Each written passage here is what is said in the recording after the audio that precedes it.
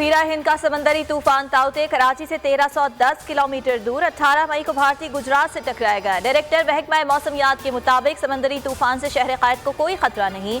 सिंध के मुख्तलिफ मकामात पर कल से 20 मई तक आंधी और बारिश का इम्कान। जिना इंटरनेशनल एयरपोर्ट कराची पर हाई अलर्ट कर दिया गया। कराची में गर्मी की शिद्दत में इजाफे की पेशगोई।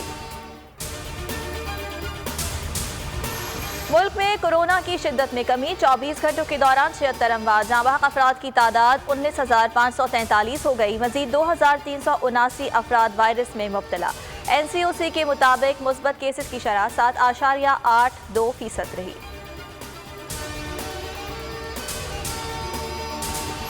मुल्क भर में पब्लिक ट्रांसपोर्ट आज से बहाल। BRT सर्विस भी शुरू हो गई। दफातर कल से खुलेंगे। बाजार रात 8 बजे सकेंगे। तालीमी इदारे 23 मई तक बंद।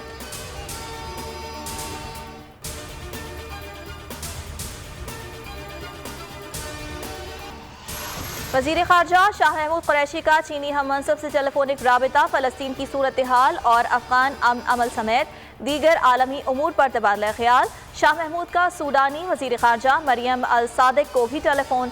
फलस्तीन की सूरत हाल पर बातचीत की गई।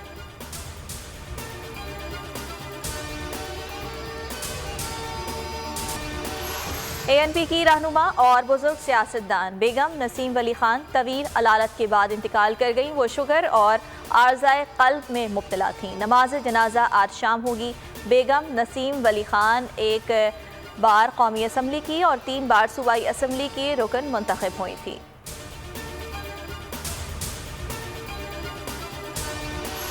और PSL 6 के बाकी मैचेस के लिए PCB के अबू धाबी से मामला तय पा गए।